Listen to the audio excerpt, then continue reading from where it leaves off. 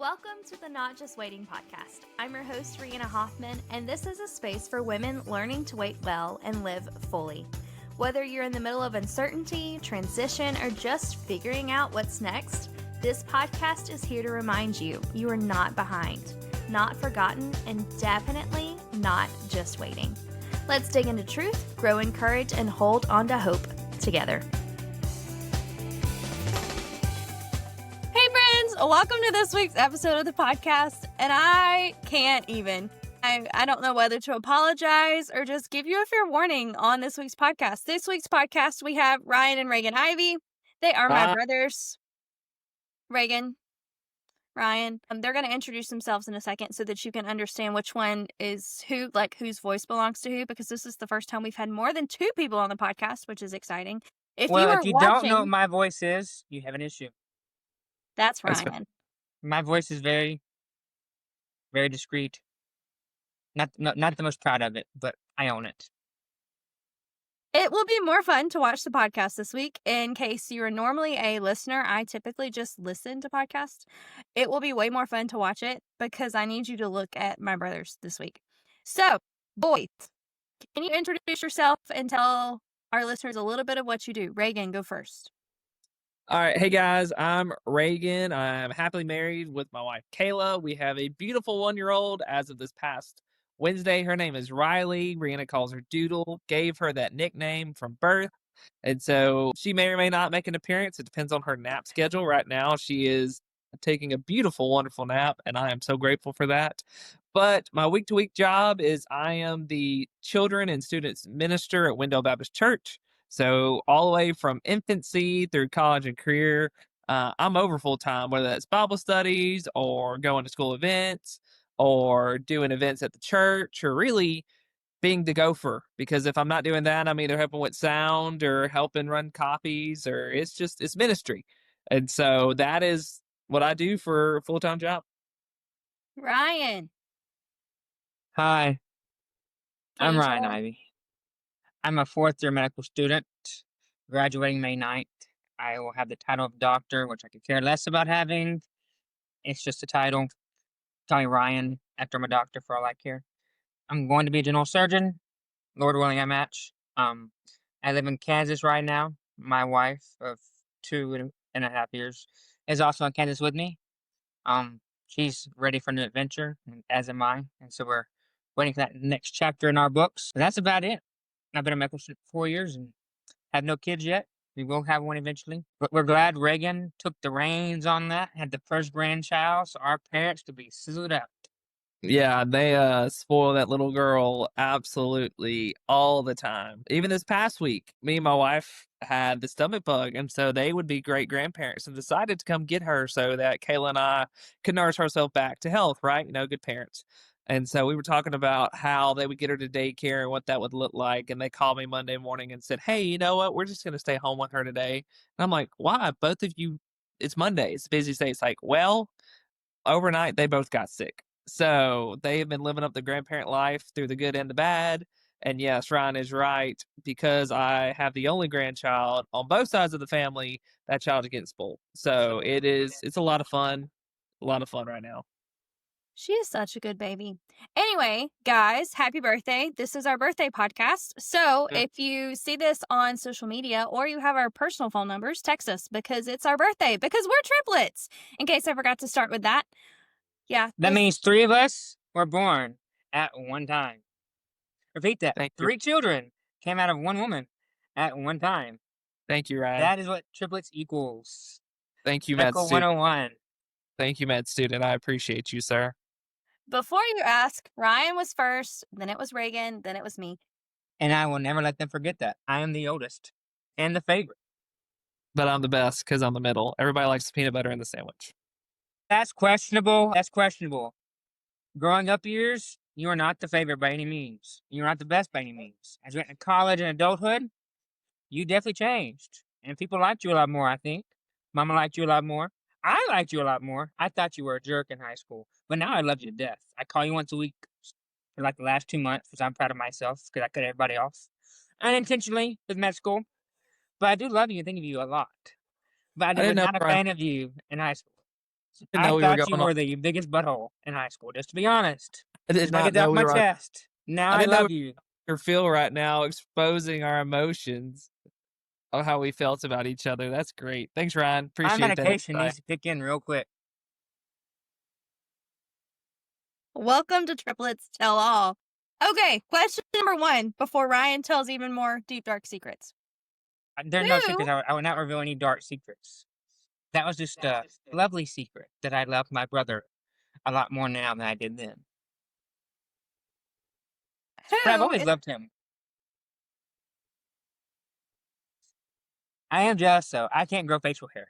He can grow facial hair like overnight. This is literally a week and a half. I'm so sorry. Can It's okay. I go You're now? so cute. You can go now. Okay. Who's the most patient triplet and who's the least patient triplet? Okay, and what concept? Can I Because answer? in marriage, there is always one patient in marriage in the relationship, and one spouse that's not that patient. And nowadays, school has made me very, very patient. A very, very long fuse. Now, as a kid, it could have been differently, but I am very patient now. Can I go? Yes. I Gotta think raise my- I am. I think you're crazy. Rihanna definitely is the most patient in the fact of she had to deal with both of us clearly. Okay, growing up, yes, she definitely, yeah, she Between stayed three of Switzerland. us, Rihanna definitely is the most patient. Ryan is the most impatient, not with people, but with you're impatient, impulsive, and impatient. You That are. is called ADHD. But when it comes to patience and waiting on things, I can wait for freaking forever. I went Right. hunting for 9 years. 9 years before I killed my first deer. That is Ryan, pretty you daggone talk patient. so fast, you can't even be patient in your words, buddy. But, okay, You gotta. that's not okay. We're taking patience in different aspects of things. Now, am Between I three of us. impulsive? Do I Between make the outbursts when three I'm of us. unmedicated? Yes, I do. Between the three of us, you're right. I do agree after that statement you made, Reagan. Our sister is definitely the most patient of the three of us. Then it is me, and then it is you. Rihanna, what's your input on that? When you have to listen to patients go on and on and on for an hour and a half, and you just sit there and say, "I understand. I'm here to help you," and you stay calm and collected, because that's what you're supposed to do as a doctor. You're supposed to listen to your patients. You're supposed to show empathy. You're supposed to help them get better without putting your own input on it, without letting your emotions get the better of you. You stay calm, cool, and collective. That is patience. I'm proud to see that you have grown, Ryan. Proud of you, Ryan. Good job, buddy. Good job, bud. Okay, when we were kids, what did you think your purpose was going to be, and how does that compare to now? Ryan, go first. I just live day to day, to be honest with you. I didn't really have a purpose. Well, I mean, okay. My purpose in life as a kid, was to share the good news of Jesus. I got very excited about that after I went on mission trips to Haiti. But from a career standpoint, I honestly had no idea what I was going to do. For the longest time, I wanted to play soccer, which I did play soccer in college. Reagan got offered to play soccer in college, but he chose not to go play. We both had offers like that to play soccer in college. That was the only thing I was worried about career-wise. I just wanted to play soccer. But did I actually have a long-term goal of being like the president or an astronaut or a doctor? I had no idea. I mean, I was told by my mom that some people assumed that I would be a trash man one day, which, I mean, you get to go visit lots of places, and your scenery changes, so that's not necessarily a bad gig. But I think when we were younger, the first time I had an idea about being a doctor was probably 11th grade when I did the allied health program in high school. And I knew I wanted to be a surgeon. Didn't know what type of surgeon I wanted to be, whether it's orthopedic or trauma or general. I knew I wanted to be a surgeon at 11th grade. And so I stuck to that till now. And I'm still not there yet. I mean, the sad reality of med school is you go through med school 4 years hoping that you're going to be this doctor or that doctor. The reality is you have to match into that specialty. If you don't match in that specialty, you are left with whatever you match into. So I'm still not there yet, but hopefully I will be. And now I'm currently still living day to day, just trying to make it. So, Fair enough. Reagan? Mine definitely didn't match because I was going to be a teacher forever and ever. Amen. I was going to be the president first. I was going to be the president first. I will still vote for you. I still think you should run it. Thanks. But you have to be a specific age to be the president, and we're not there yet. Yes, 35. 35. We're close. In what, 9 years? 8 years. 8 years? Well, wait. Okay, it's 25. We'll be 27 this year. 8. Today. We'll be 27. 7 or 27. We're 27. 27. So We're 8 27 years. right now? Yeah. Yeah, we're we'll be 27 right today. now. Yeah. See, Today. you know what's sad? When you're up until you're 21, I think you know every single age that you are at every time of the year. After that, I literally have to think about it. It's kind of sad. You got old, Ryan. Back to purpose. I was going to be a teacher was a teacher for a couple years and said no. So we're still waiting to see what that's going to be, but we're getting to write and podcast and do content and whatever else the Lord decides to throw in my lap. Reagan, what about you? Definitely always felt like my purpose in life was to bring a smile to people's faces. I'll be honest. I love telling jokes, both good and bad. I like to be a people person.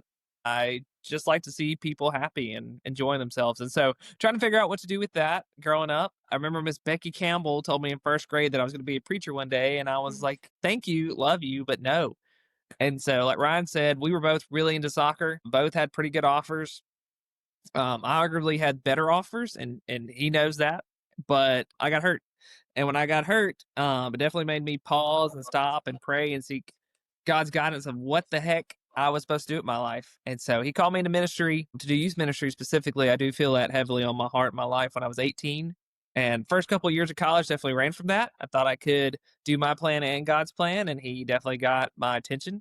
And so now I definitely feel like I'm living in the purpose God has provided for me through the good and the bad. And that's just instilling the truth of the gospel into the next generation. That's why I love working with kids, with youth, with college students. I definitely feel like I'm living in where God wants me to be right now. Love that. That's perfect. Okay. What's the longest or funniest thing that you've ever had to wait for? I'm still waiting on mine. Yeah, I've been med in school school. does I've been in take a school lot of for your how time. long? So 12 years plus pre. We did pre-K, right? We did 3-year-olds and 4-year-olds, or just 4-year-old pre-K. 3-year-olds and 4-year-olds.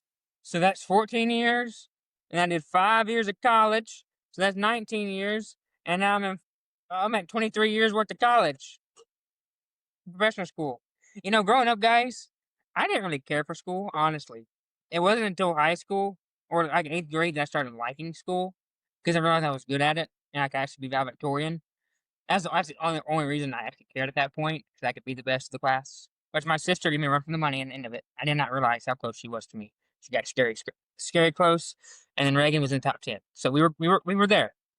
But it wasn't until like later on in school I liked it. But going to college is college. I've been in college 5 years, undergrad, well, in the 1 year post grad, but I didn't finish my degree, and then 4 years medical school, 9 years after regular school. It's kind of insane.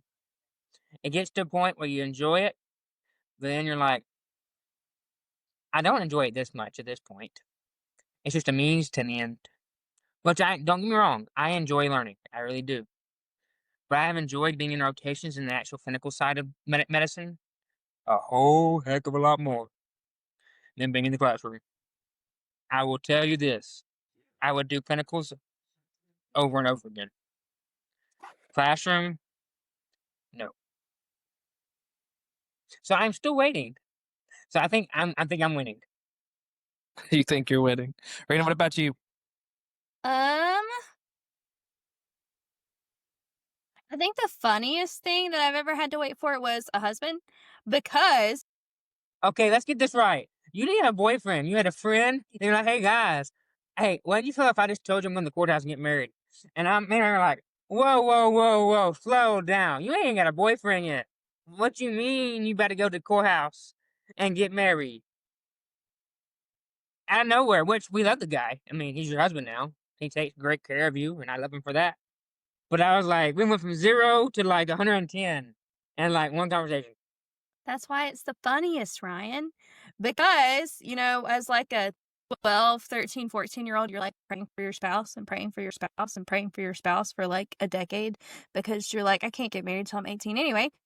And then you get to 18 and you're like, I don't have a boyfriend. And you get to 21 and you're like, oh, I've never been on a date. And then you move to a different state and you're like, nope, I'm done. We're not doing this. And then boy falls in lap.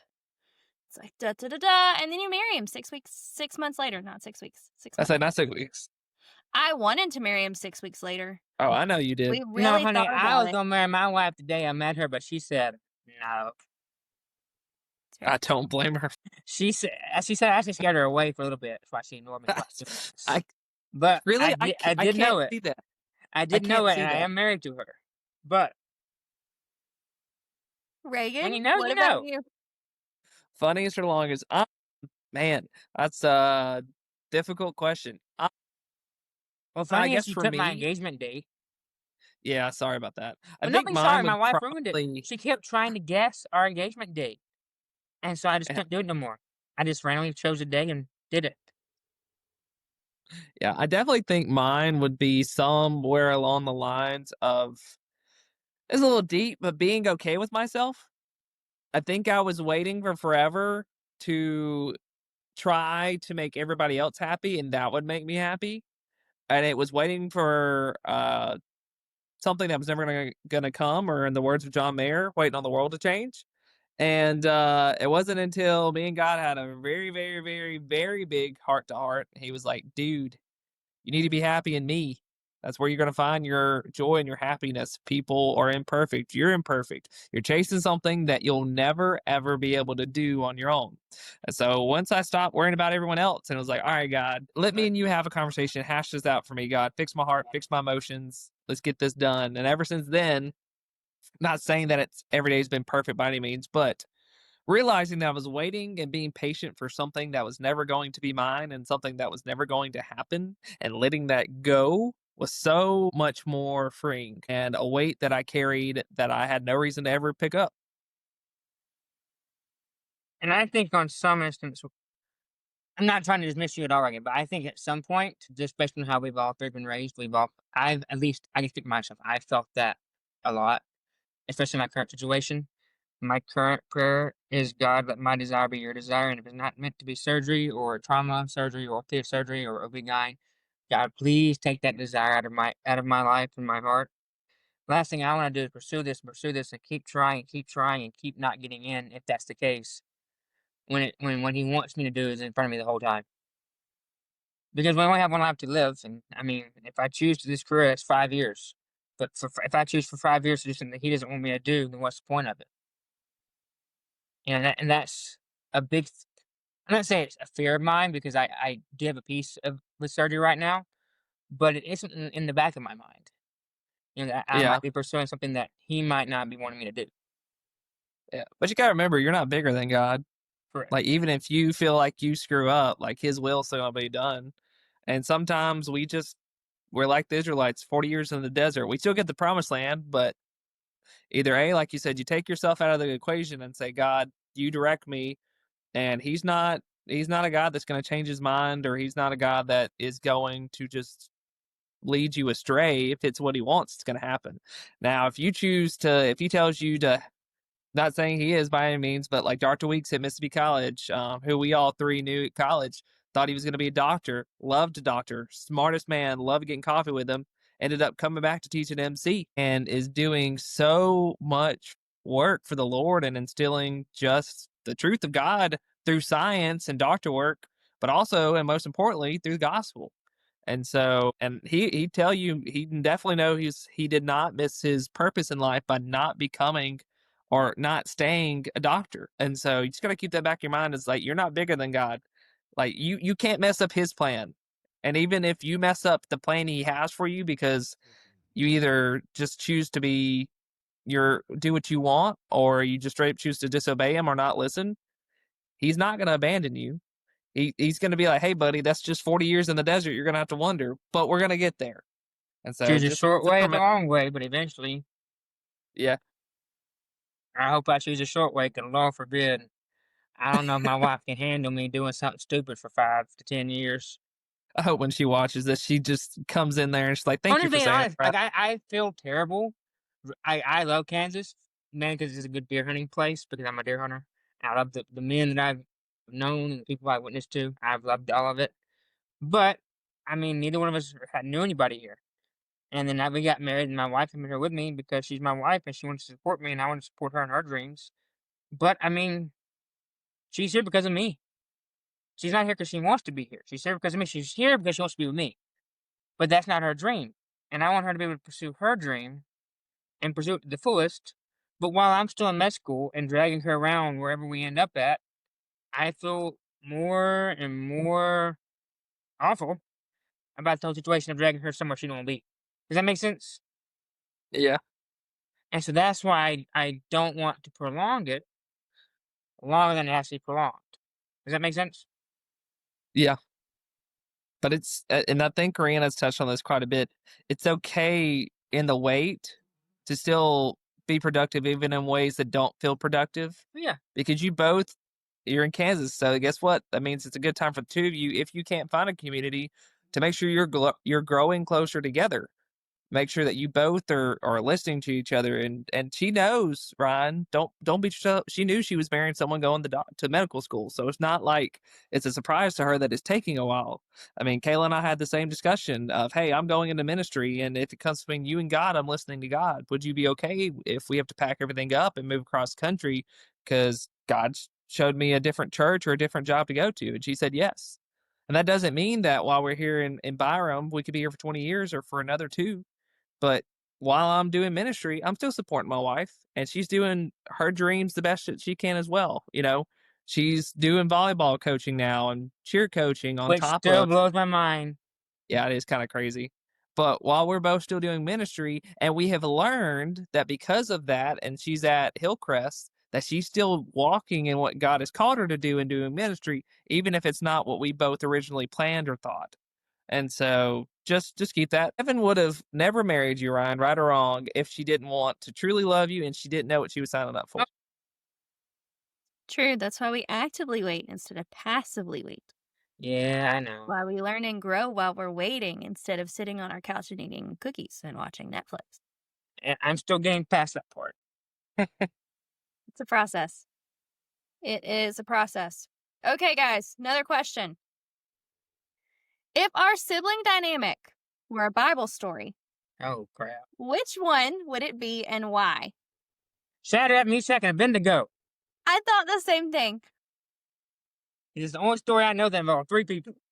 And we were all three in that play. I was Abednego. And were you Meshach? Or you Shadrach, Reagan? I was Abednego. I was Meshach. You were Meshach. Rihanna, you were the narrator, right, Rihanna? I was the narrator that got to throw you guys in the fire. See? We were all three in that play. We all three refused to kneel. Okay, And we but got Ryan, burned. why are we Shadrach, Meshach, and Abednego? Because they're not triplets, but they're close to triplets we're going to get in the Bible. Or Ryan. I know that was super shallow. I know that was so super shallow. I understand that. But that's just the first thing that came to mind. The three amigos. Okay, Reagan, you can get biblical. It's your job. You're paid for. I would say if you're gonna go Shadrach, Meshach, and Abednego, it's because we walked through a lot of fire together. I feel like that's probably fair. Either personal fire or seeing each other go through some just hard life changes. We didn't abandon each other. We did a lot of growing through the fire. I think one of my favorite songs still out right now is Refiner by Maverick City. And, I want to be tried by fire, purified. Like, all three of us have changed so much over the last 27 years. And it's been through that.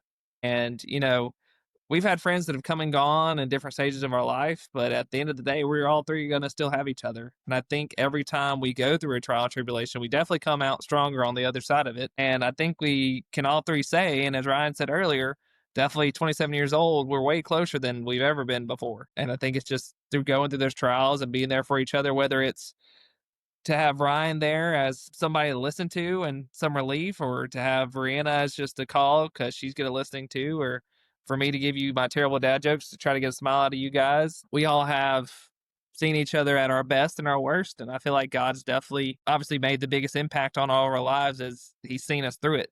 And so, it's one thing to have siblings that are kind of close, but it's another thing to have siblings that love God so much more, and it allows us to love each other more and to grow more in our personal lives, in our married life, our sibling life. And just a big shout out to mom and dad for helping facilitate that through all these years. Yeah, you did say that really well. I don't even have a thing to add to that. You did that See, really well. this is why he's paid for it. Yeah, thanks. Okay, ahead. last question. What would you tell someone listening who feels stuck in a not yet season right now? I feel stuck in a not yet season. Basically, going through the motions, waiting on something to happen, and it's not happening. Yeah, I got it. I was just trying to think of a way to put it, because I love music and I love ministry, and I always think of the song by Matthew West, Motions. Mm-hmm. That always comes to mind when this question comes up. Is if you are in a not yet season, it doesn't mean that it's time to give up or to give in or to have a pity party. Some of the most biblical people that went through their not yet season grew the most. I mean, obviously, we can probably think of King David, right? He knew he was anointed out the bat, but he didn't get to the actual kingdom and become king of Israel for many, many, many years later. He still had to go through trials and tribulations.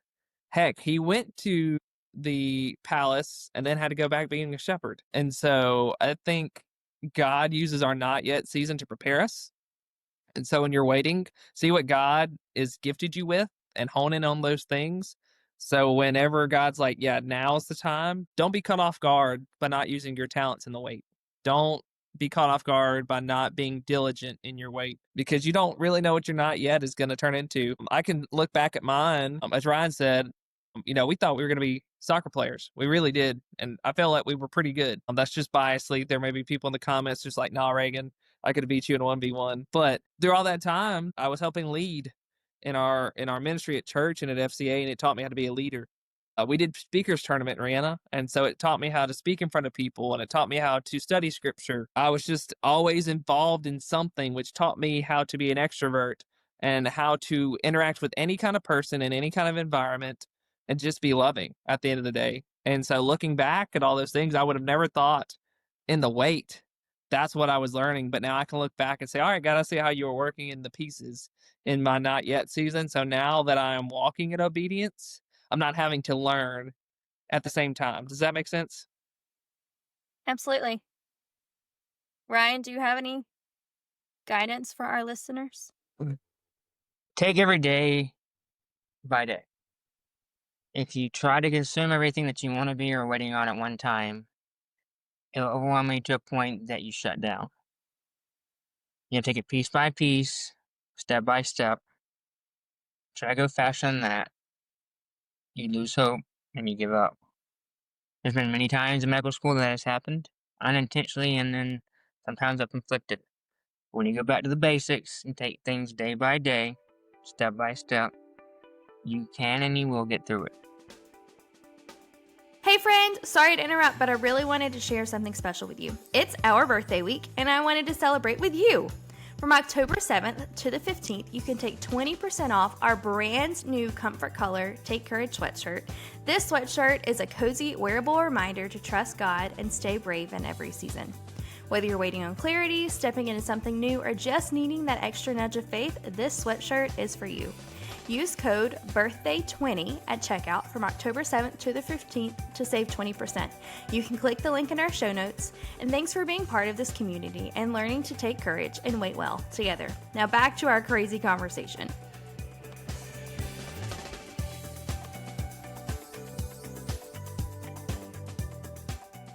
Hey, everybody. Say hey. Hi, Munchkin. Hey. Riley, is there anything you want to contribute to the podcast? What you going to say? Nah. I just woke up from a nap, so I am Jay chilling. Okay, guys, is there anything else you want to tell our listeners before we pop off? I would definitely say enjoy the wait. I don't know how else to say that, and I know that makes so hypocritical looking back because I definitely did not enjoy the wait. But for example, I always, and Rihanna and Ryan can attest, I always wanted to have a little girl. And so having her in my arms now at 27 was worth the wait. I think you just wanted a child named Riley and a girl fit that bill. I mean, that could be it too. But anything in the wait is worth it. I mean, it really is like what I just said about honing your skills and everything. We live in a world that is so fast paced that waiting is the last thing that we want to do. But we see through numerous biblical accounts that the waiting is worth it. Through almost everything from start to finish, we see that there's some form of waiting, and it was for a purpose. And so I definitely say enjoy the waiting. Even James speaks on, when we go through these trials and tribulations, find joy in them. Not sitting through the wait and just being like, oh, I'm so happy that things are not going my way. That's not the joy that it's talking about. It's looking back in times like now and seeing that it was worth it. And I can find joy in seeing how God was honing our skills and what we went through and how we've turned out now. And now I have a cute little doodle, who I'm so, so happy. Well, I'm taking hunting when I get home and not in December. Ryan, is there anything you want to add? He hit it on the head. He did a good job. Okay, friends, thanks for joining the most chaotic episode of the Not Just Waiting podcast ever. I hope you have enjoyed meeting Ryan and Reagan and Doodle. And please leave happy birthday messages in our comments because it, in fact, is our birthday.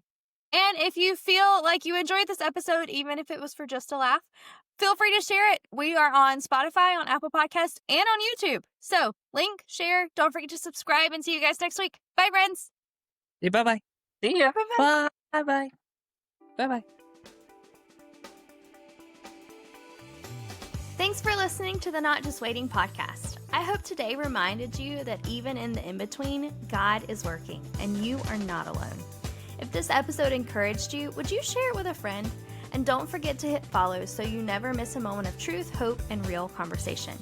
You can find me on Instagram at rihanna.ivey.hoff and join the community over on Substack for deeper reflections and weekly encouragement. Until next time, take heart, friend. God is in the waiting with you.